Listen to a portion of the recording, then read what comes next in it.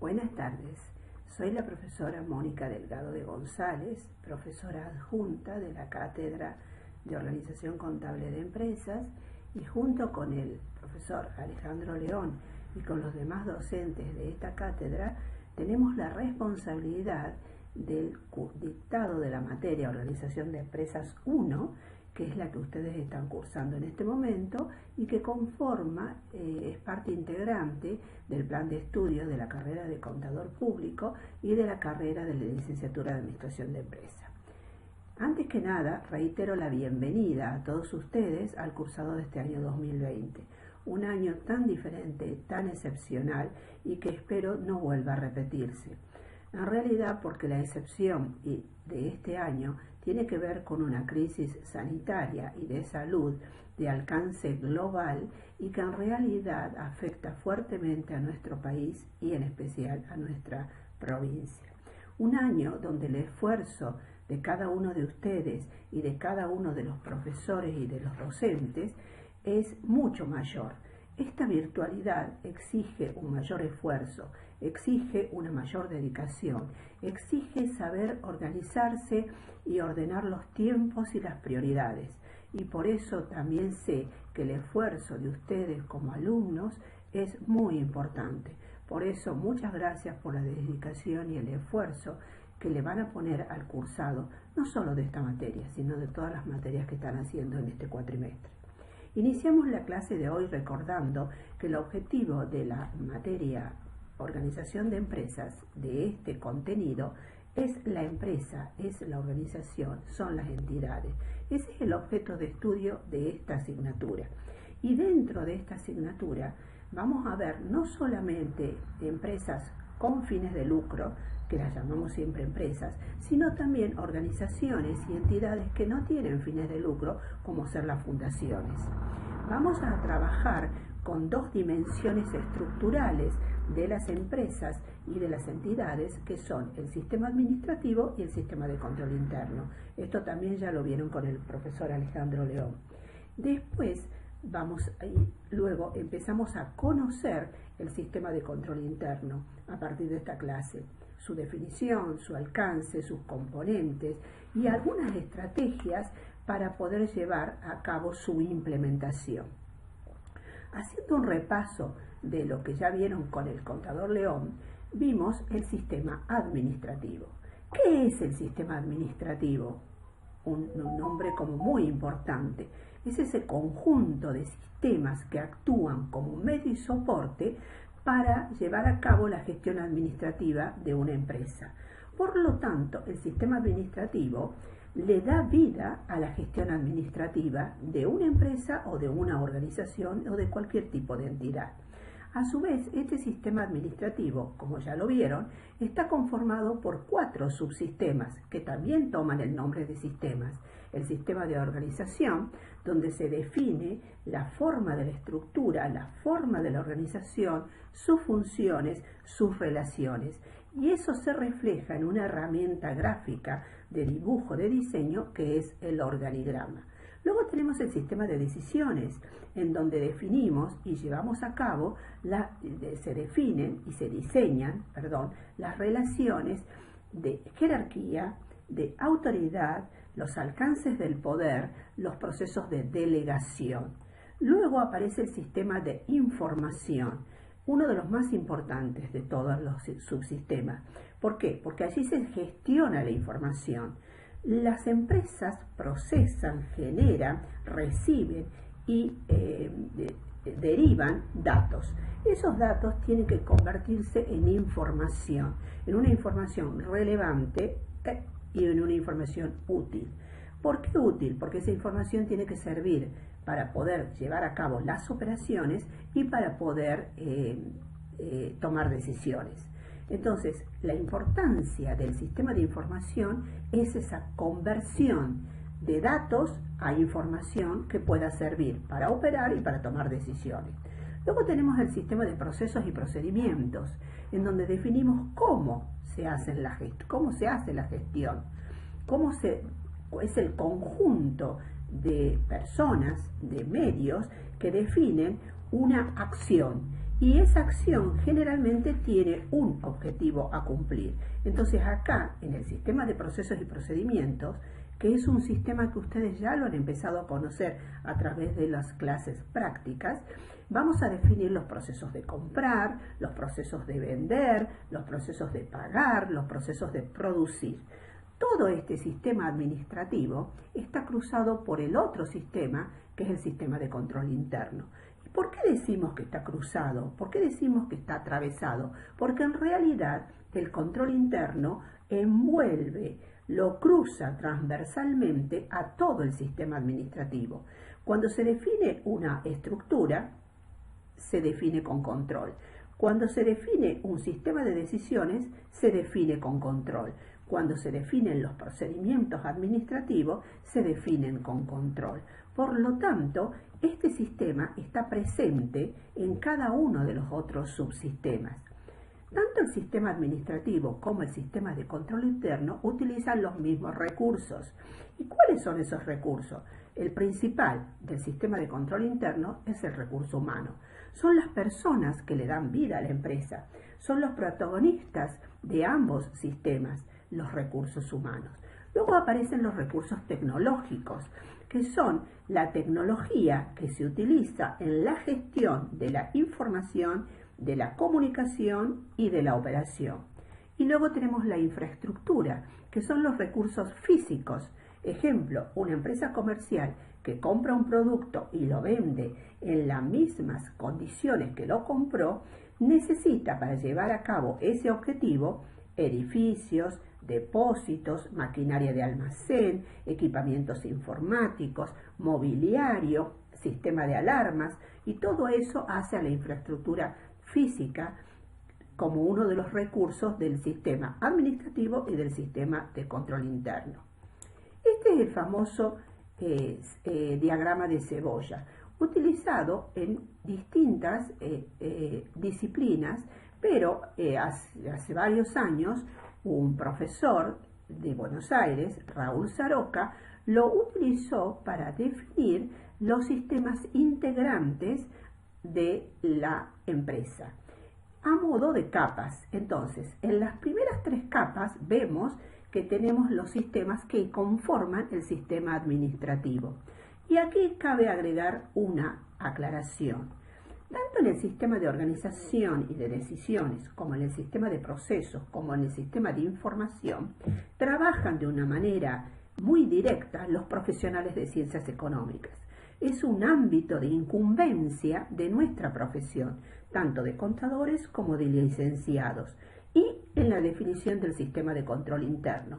¿Qué hacemos los profesionales de ciencias económicas cuando tenemos que trabajar en una empresa y tenemos ante nosotros este conjunto de sistemas administrativo y de control interno? Bueno, nuestra tarea o nuestra expertise, nuestro know-how profesional nos lleva a que podamos diseñar, definir, implementar, gestionar y controlar cada uno de estos sistemas que conforman las 3 primeras capas de la cebolla, al igual que con el sistema de control interno.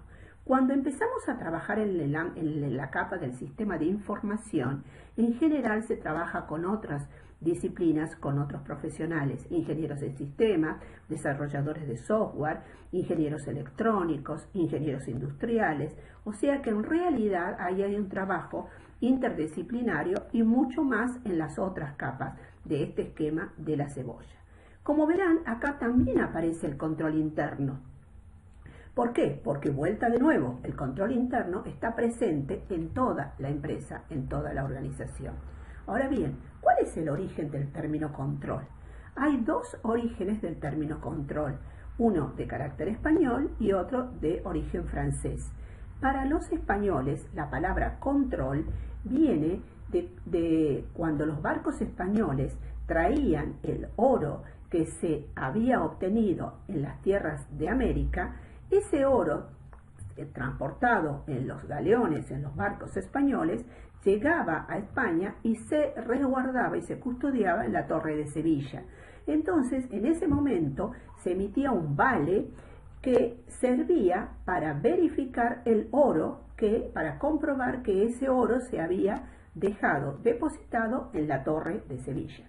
Ese vale se llamaba contra el oro y con el transcurso del tiempo ese término pasó a denominarse control, o sea, contra el oro, control. En el origen del término francés surge en la Edad Media, tal vez antes del origen español, en donde cada papel original que se hacía en determinadas operaciones se le hacía un duplicado, se emitía un duplicado de ese original, tal cual como se hace hoy con otros mecanismos o con otras herramientas.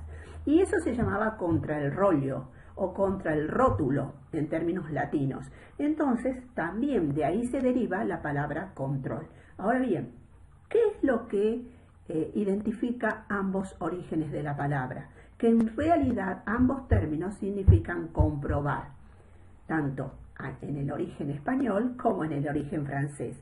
Y entonces, ¿y para qué se hacía en ambos casos estos mecanismos? El vale versus el oro o el original versus el duplicado, para dar tranquilidad de la veracidad de la operación. O sea, el objetivo del control es dar tranquilidad. Antes de empezar a trabajar específicamente con lo que es el sistema de control interno, vamos a tener en cuenta algunas otras realidades que hoy están vigentes en nuestro país, en nuestra provincia, y que hacen al desarrollo y desenvolvimiento de las empresas. Hoy las empresas se desarrollan, se desenvuelven, y mucho más en este año, en entornos altamente cambiantes, donde la velocidad de los cambios es muy fuerte, con amplio alcance. Hoy por hoy el mercado cambia en forma permanente. Aparecen nuevas empresas competidoras de las empresas que ya existen. Vamos a un caso muy sencillo. Empresas pequeñas, textiles, hoy por hoy tienen como fuerte competencia una serie de showrooms que se realizan en domicilios particulares, pero que también venden la misma mercadería que venden empresas que están instaladas, supongamos, en una galería comercial. Hay un crecimiento también de nuevos productos y de nuevos servicios. Los productos cada vez se parecen más unos a otros, son muy similares. Entonces las empresas tienen que buscar cómo diferenciarse para llegar al cliente ante productos con muy parecidas características. Y por otro lado, los clientes se han vuelto cada vez más exigentes, más demandantes. Todo esto no solamente afecta a las empresas, esta situación del mercado, sino también las economías de los países. No solamente afecta a una empresa la economía de su propio país, sino también la economía de los países vinculados al mercado en donde opera o comercializa una determinada empresa. Entonces, por ejemplo, si Brasil restringe la importación de productos argentinos, inmediatamente genera graves consecuencias a nuestros productos. Como ocurrió, por ejemplo, con la Comunidad Europea, que restringió por razones sanitarias el ingreso del citrus a Europa, y esto generó un fuerte daño a nuestra industria. Además de estas situaciones de mercado, también tenemos que las empresas hoy afrontan una serie de operaciones cada vez más complejas. Aparecen nuevas formas de hacer los negocios, ejemplo, el e-commerce, los fideicomisos, los contratos a término. Y estas nuevas formas de negocio, nuevas formas de trabajo, nuevas formas de operar, también vienen acompañadas de nuevas regulaciones impositivas, regulaciones aduaneras, regulaciones arancelarias. Y las empresas se tienen que acomodar, se tienen que ajustar a estas nuevas realidades en cada uno de los lugares donde están trabajando o comercializando. Otro aspecto muy importante de los cambios que se producen en el contexto o en el entorno son los recursos humanos. Hoy por hoy los recursos humanos son el principal recurso de cualquier tipo de empresa, organización o entidad. Y esos recursos humanos tienen determinadas características que se han ido acentuando a través de los años. Primero, antes la estabilidad dentro de una empresa estaba concebida como un gran valor. ¿Y qué significaba la estabilidad? Permanecer dentro de esa empresa por muchos años e incluso que los hijos hereden el trabajo que habían llevado a cabo los padres en esas empresas. Hoy por hoy esa realidad ha cambiado y ha cambiado mucho. Hoy ocurre que los recursos humanos se movilizan de una empresa a la otra con una velocidad muy importante, produciendo una alta rotación. ¿Por qué razón? Porque en realidad las personas muchas veces ya no solo buscan tener mejores remuneraciones, mejor nivel de salarios, sino también están buscando otras competencias y otros objetivos, la capacitación, el crecimiento profesional, el manejo de mayor tiempo, más libertad para manejar los tiempos propios.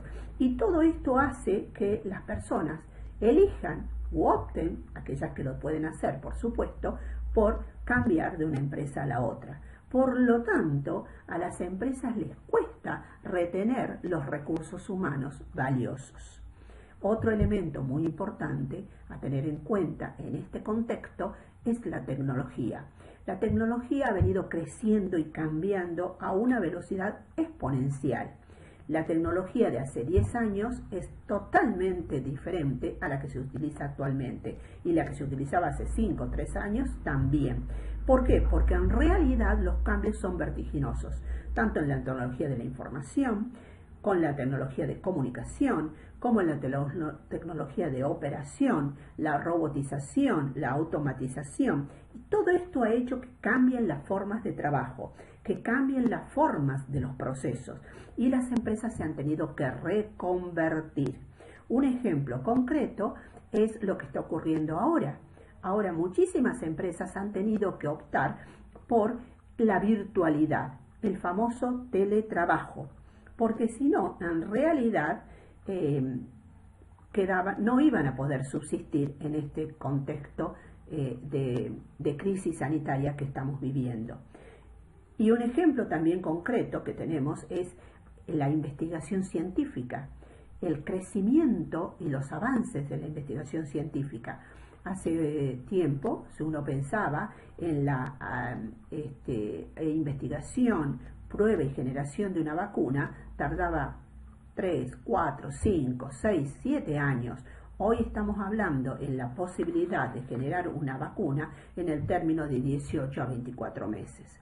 Ahora bien, ¿por qué decimos que es importante tener en cuenta todo esto?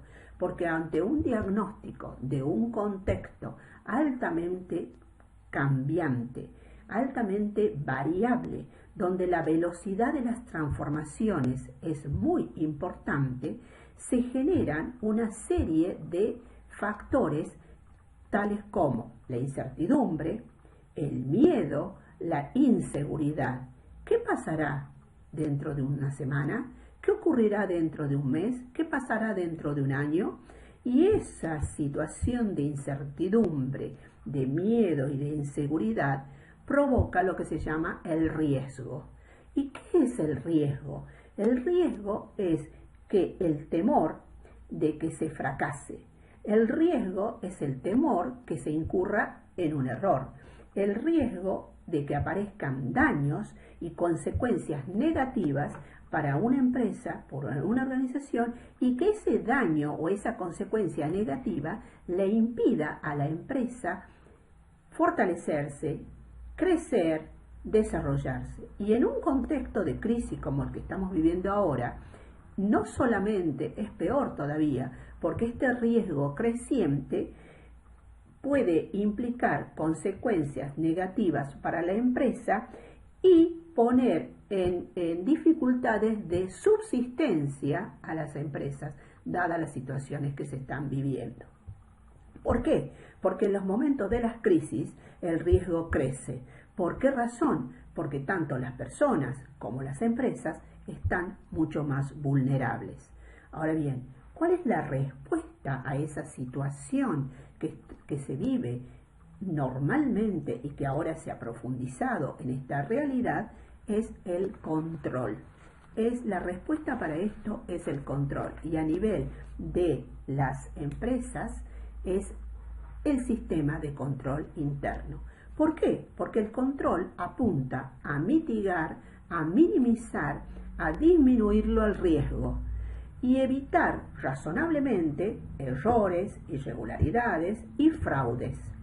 En general, cuando se pone en marcha un sistema de control interno en la empresa, estamos buscando mejorar el clima para que la empresa pueda llevar adelante su negocio.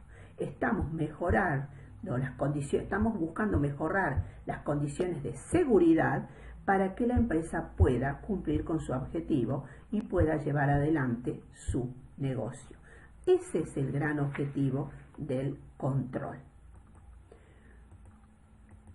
Otra realidad que es muy importante que la tengamos en cuenta es el fraude.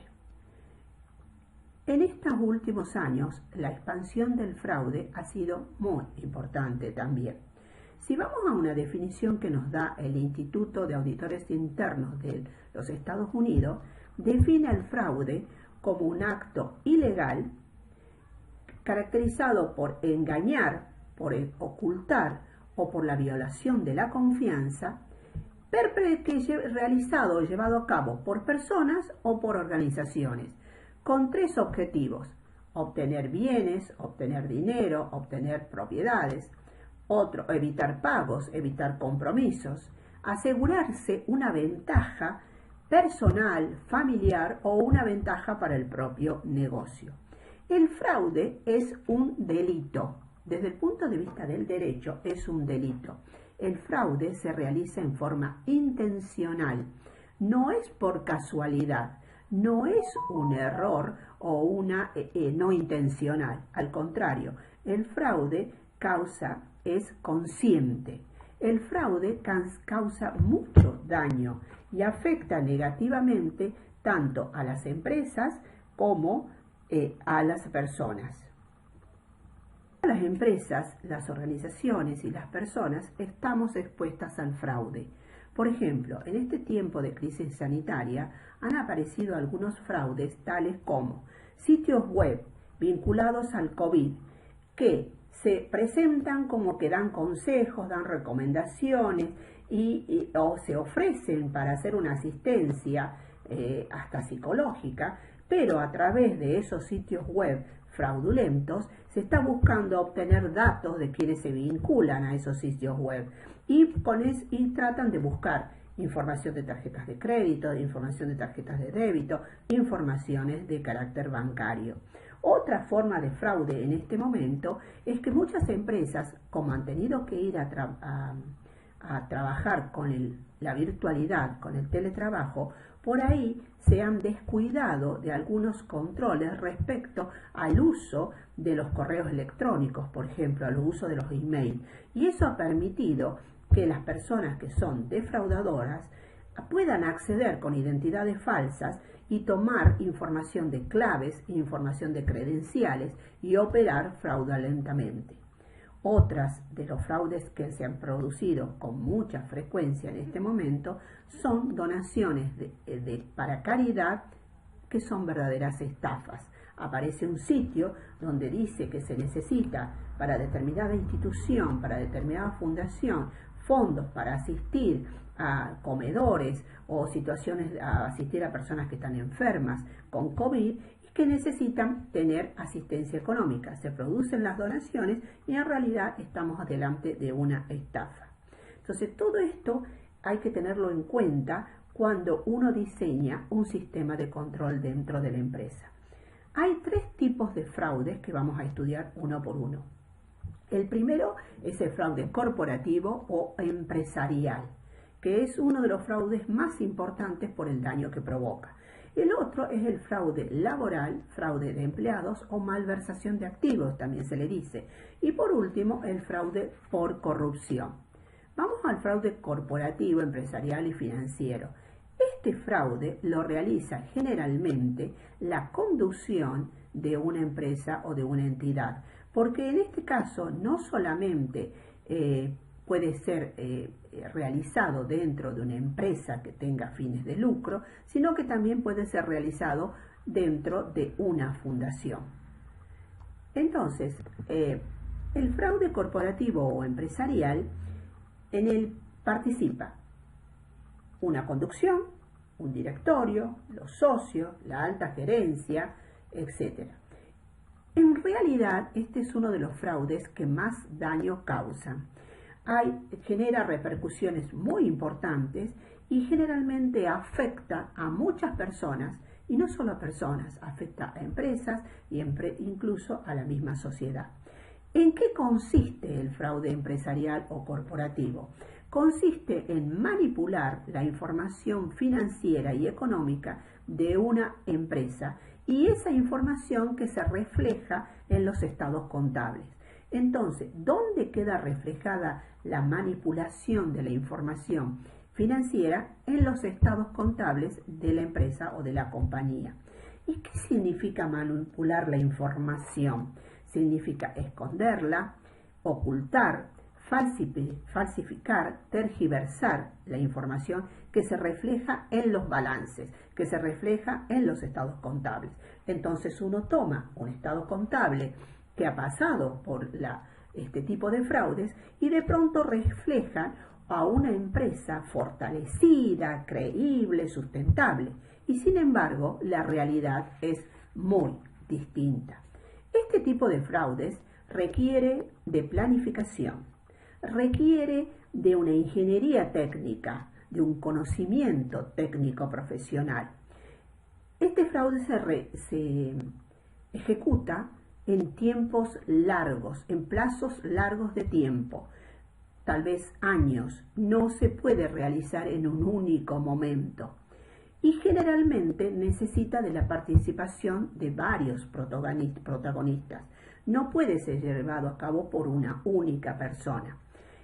Cuando se genera este fraude de tipo corporativo, empresarial, afecta a personas, las accionistas, los clientes, los proveedores, los empleados, y también afecta al Estado y a la propia sociedad.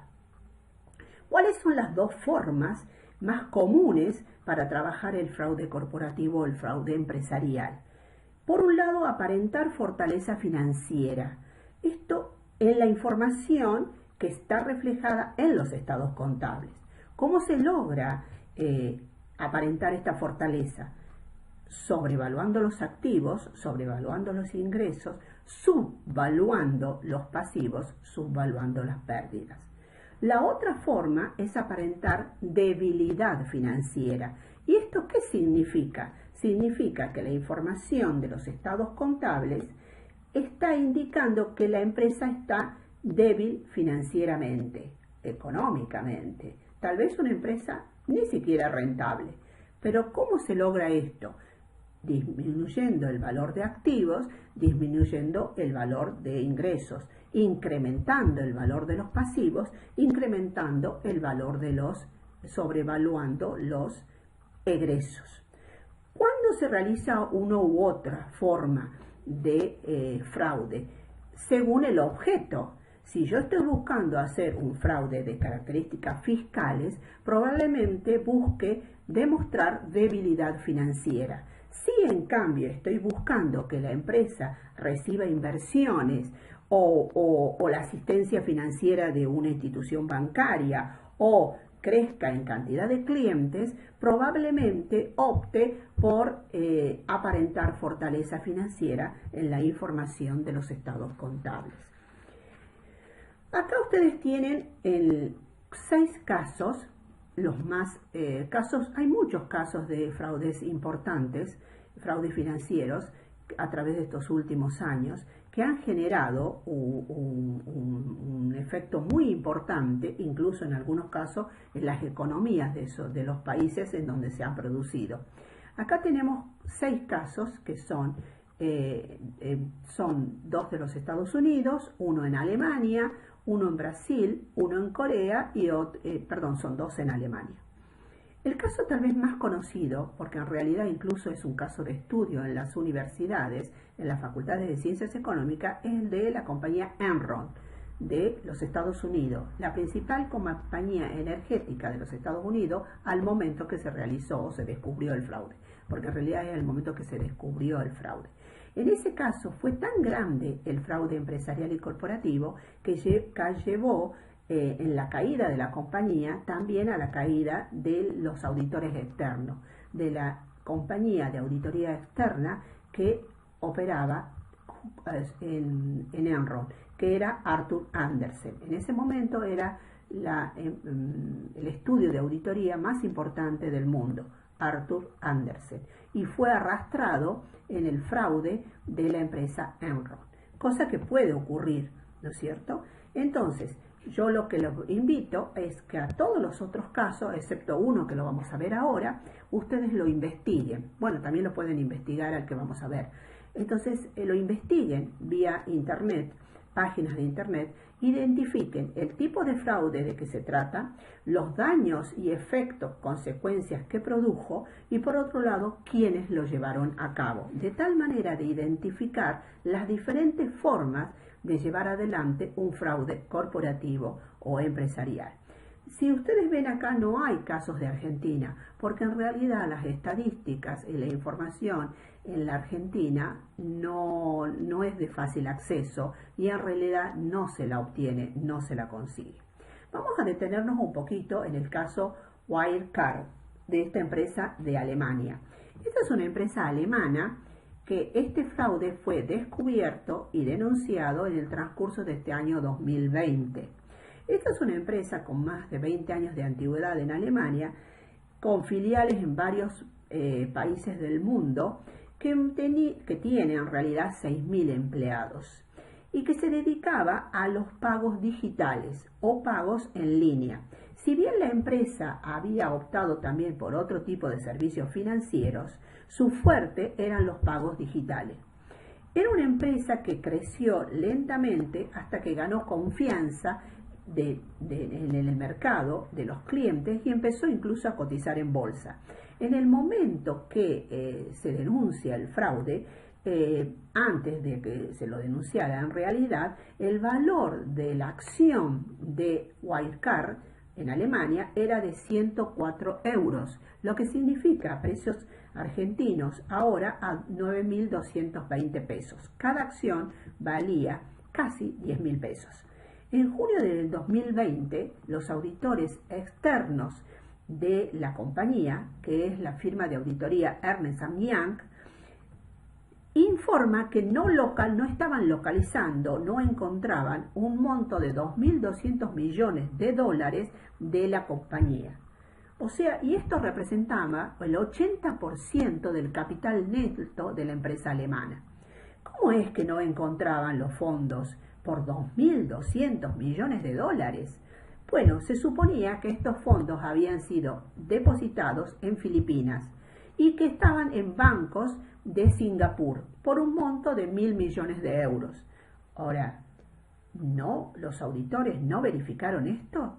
¿No se pudo validar la información que se venía presentando en los estados contables? Bueno, en realidad este fraude es un ejemplo de falseamiento de los activos, de falseamiento de los ingresos. Al momento que fue denunciado el fraude, que fue denunciado por la firma de auditores Ernst & Young, el valor de la acción cayó un 96%. Una acción que valía 104 euros pasó a valer 4 euros. Si en moneda nuestra teníamos una acción 9.220 pesos, pasó a valer 355 pesos. ¿Quiénes creen ustedes que eran los principales afectados de la quiebra de esta empresa alemana? Sus accionistas, sus dueños, todos los que habían invertido en esta empresa y habían aportado a su capital. El daño es inmenso, es de un alto alcance, porque se afecta clientes, proveedores, los empleados, los inversores e incluso el Estado alemán. En razón de esto, la investigación se está llevando a cabo como una investigación de fraude empresarial y una quiebra fraudulenta. que incluso ya ha llevado a esta instancia a la renuncia del directorio de la compañía. También está en un proceso de investigación la participación de la firma de auditoría externa.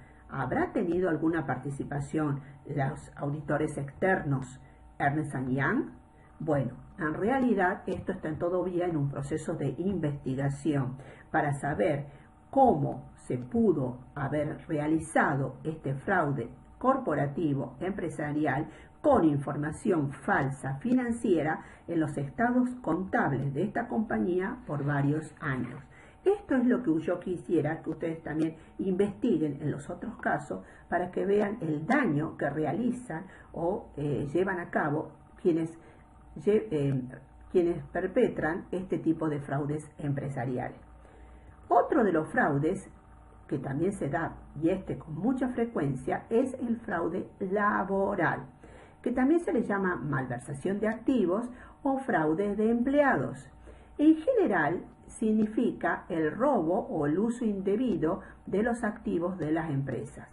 ¿Quiénes lo realizan? En realidad esto lo pueden realizar los empleados, el personal que trabaja en una empresa, la gerencia, cualquiera que sea miembro de una compañía. Generalmente este tipo de fraudes tienen un menor daño que el que acabamos de describir con el fraude empresarial. Sin embargo, es uno de los fraudes más frecuentes. Es el fraude más común y no necesita que participen muchas personas. Con una sola persona es suficiente para cometer un fraude. Por ejemplo, un cajero que retiene y sustrae los sobrantes de caja en su función de cajero, basta con él solo para cometer el fraude. Un cobrador que se queda con las cuotas que cobra, las cuotas del club que él tiene a su cargo la cobranza, basta con él para cometer el fraude. Un empleado de un depósito que informa a su jefatura que se ha roto un bien y que por lo tanto se lo tiene que sacar del depósito del almacén porque no se lo puede vender y luego se lo lleva y él lo retira, basta con él, digamos, para cometerlo el fraude. Entonces, por esa razón es el de mayor frecuencia, es el que más se extiende. Y obviamente cuanto más personas participan en este tipo de fraudes, mayor cantidad de empleados, de personas involucradas en la empresa, generalmente el fraude está mejor organizado. Es de mayor alcance el daño que produce y es más sofisticado. Ahí van a ver varios ejemplos de cómo se pueden hacer los fraudes laborales o la malversación de activos. El otro fraude que nos va a ocupar hoy es el de la corrupción. En la corrupción, cuando uno escucha la palabra corrupción, en realidad no lo asocia a la palabra fraude, porque la palabra corrupción tiene una entidad por sí misma. La corrupción puede ser llevada a cabo por cualquier miembro de la empresa, desde la alta gerencia hasta el empleado, e incluso pueden participar terceros totalmente ajenos a las empresas. En general, este fraude está muy extendido en el ámbito público, o sea, en las empresas del Estado. ¿Y en qué consiste? Consiste en usar el poder, la función, las influencias, los vínculos, las relaciones, en beneficio propio, en beneficio de mi familia o de mi propio negocio. Según el caso de que se trate, puede causar menos o más daño según qué tipo de fraude por corrupción se genere. Generalmente están asociados a este tipo de fraudes los sobornos. Por ejemplo, cuando yo quiero sobornar a alguien para direccionar la negociación de un contrato, de una compra, para beneficiar a alguno de esos proveedores. Cuando pago un soborno y se produce una sobrefacturación y ese sobreprecio se comparte dentro del propio soborno. O, por ejemplo, cuando nosotros sobornamos a alguien, se soborna para evitar una multa o una sanción. Que el ejemplo más común de todos es cuando sobornamos para no pagar, una multa de tránsito. Otra de las formas más comunes son cuando se utilizan fondos de la empresa con objetivos personales. Por ejemplo, fondos de la empresa para gastos, para viajes personales, para entretenimientos, o por ejemplo, se presentan comprobantes que que son propios personales y se presentan como gastos de la empresa. O por otra forma es la venta o la negociación de información estratégica de las empresas, información intelectual, información estratégica, nóminas de clientes, nóminas de proveedores, etc. O sea, toda información propia de una empresa y que se la negocia en favor de otros. Todo esto son los distintos ejemplos que podemos tener de este fraude de corrupción. Este fraude sí tiene una extensión y se da con cierta frecuencia. Y si vamos a ver el daño, depende, vuelto a decir, del alcance que tenga la acción de corrupción que se haya llevado a cabo. Y nos aparece otra realidad muy importante y que tiene es un fenómeno de características globales, no solamente en nuestro país, sino en muchos países. Yo diría que en casi todos los países del mundo, que es el lavado de activos. ¿Qué significa el lavado de activos? El lavado de activos significa, como ustedes lo acaban de ver, un proceso mediante el cual bienes que se han originado en actividades ilícitas de alguna manera se integran al sistema económico y financiero legal para ser posible de ser utilizados en forma lícita. Entonces, ese proceso se llama lavado. ¿Qué significa? Por ejemplo, hay numerosas actividades ilícitas que son delitos que generan fondos, que generan recursos financieros. Esos recursos financieros, esos fondos de origen ilegal, de origen delictivo, tienen que ser utilizados, cuando quieren ser utilizados en forma legal, primero se deben ingresar al sistema financiero para luego hacerlo circular en el sistema financiero y poder utilizarlo luego para operaciones legítimas. Ese procedimiento se le llama lavado. En otros países también se lo identifica como blanqueo de capitales o legitimación de capitales. Ahora bien, ¿cuáles son los delitos que generan los fondos ilícitos? ¿Cuáles son esos delitos que van a generar los recursos, los bienes de origen ilícito? Son el narcotráfico, la venta de droga, la trata de personas, llámese niños, mujeres, el secuestro extorsivo, la comercialización ilegal de órganos, el tráfico de armas, la extorsión. Cada una de estas actividades ilícitas y delito generan los fondos. Estos fondos luego se ingresan al sistema financiero. ¿Cómo se lo hace? Y comienza en ese momento el proceso del blanqueo. Se lo realiza porque se hacen múltiples transacciones en el sistema bancario, múltiples transacciones en el sistema financiero, con diferentes montos y en diferentes momentos, de tal manera que la cantidad de transacciones, la variación en las entidades que participan, los diferentes montos e importes, buscan ocultar el origen de esos fondos y que pueda ser de muy difícil localización el origen, de dónde vienen las primeras transacciones.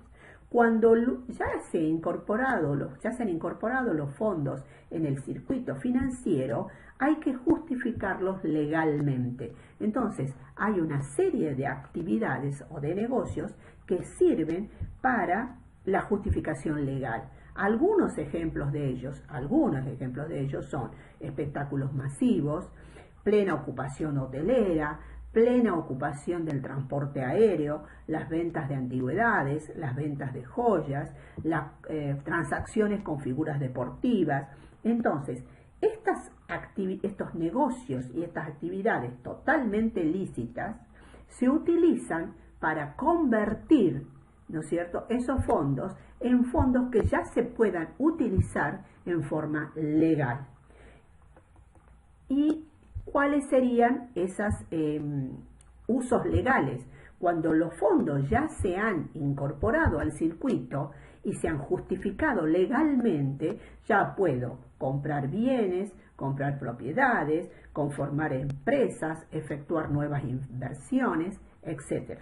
Por eso es que el lavado de activos, el lavado de dinero, es una realidad de características globales y no solamente ocurre en nuestro país. Acá vemos dos definiciones, una de la Asociación de Bancos del Perú, en donde describe lo que les acabo de mencionar, y otra del Observatorio de la Droga de Colombia, en donde también están identificados los diferentes pasos de este proceso de lavado.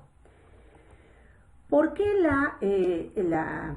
la comunidad internacional ha buscado desde hace varios años poner el foco en localizar las operaciones de lavado de activos? Porque en general esas operaciones de lavado de activos están vinculadas a la financiación del terrorismo, o sea, están vinculadas a financiar acciones y actos terroristas. ¿Por qué? Porque los fondos ilícitos, y en algunos casos los lícitos también, los fondos legales, se utilizan para la compra de armas, para las inversiones en logística, para las inversiones en operaciones de inteligencia. Entonces, diferentes organismos a nivel mundial y de la Argentina se han propuesto desde hace varios años trabajar en todo lo que es la prevención, la detección y el control de todas las operaciones que impliquen lavados de activos y por ende también financiación del terrorismo. En la Argentina, la principal institución es la Unidad de Información Financiera, la UIF, y a nivel internacional es el GAFI, que es el Grupo de Acción Financiera Internacional. Este Grupo de Acción Financiera Internacional, el GAFI, está conformado por numerosos países, no todos, pero sí participa la Argentina en este organismo, cuyo objetivo justamente es evitar las operaciones de lavado de fondos, de dinero, de activos, y que eso implique la financiación del terrorismo. Acá podrán ver la diferencia entre unas y otras. Obviamente, los motivos, en el caso del terrorismo, hay un motivo fuerte de carácter ideológico. En cambio, en el lavado de activos no vinculado al financiamiento del terrorismo, el motivo principal es obtener mayores ganancias. Muy bien, hasta acá, ¿qué hemos visto? Que hay un entorno o un ambiente altamente complejo para la subsistencia y el desarrollo de las empresas, de las organizaciones y de las entidades, que a su vez ha crecido a través de los años las operaciones que hacen mucho daño, que son los fraudes, tanto desde un fraude pequeño, como puede ser un robo de un sobrante de caja, hasta como fraudes de mayor envergadura, como son los fraudes corporativos. Y por último, esta nueva realidad de características, fenómenos de características globales, que es el lavado de activos. A todo esto se le responde con una respuesta desde el control interno, desde afianzar y fortalecer mecanismos de control que en las empresas van a hacer trabajar con lo que se denomina el sistema de control interno. En la próxima clase vamos a desarrollar ya puntualmente lo que es la definición, el alcance y los componentes de lo que es un sistema de control interno para una empresa, para una entidad. Sí los invito a leer dos artículos que los van a tener subidos en el aula virtual. Uno es el mapa del fraude corporativo en América Latina 2018-2019, o sea que tiene una vigencia muy importante, que es un trabajo que le hizo la firma de auditoría BDO con una encuesta a 18 países y que ustedes van a poder ahí corroborar la importancia que tiene el tema del fraude. No solamente tiene análisis de estadísticas de fraudes corporativos o empresariales, sino también de los otros tipos de fraude, la importancia que tiene esta realidad en nuestros países y las importantes pérdidas que tienen las empresas cuando entran en la dinámica del fraude. Y por otro lado van a encontrar un segundo artículo que es la creación del sistema de contralor del lavado de activos en Argentina, que es un artículo de autoría de José Sabatella, quien fue director de la UIF entre el año 2010 y entre el año 2015. ¿Sí? Cómo se ha ido creando y fortaleciendo el sistema de control del lavado dentro de nuestro país. Bueno, espero que tengan la oportunidad de leerlo y así lo podamos comentar también en la clase. Muchísimas gracias y nos vemos en la próxima. Gracias.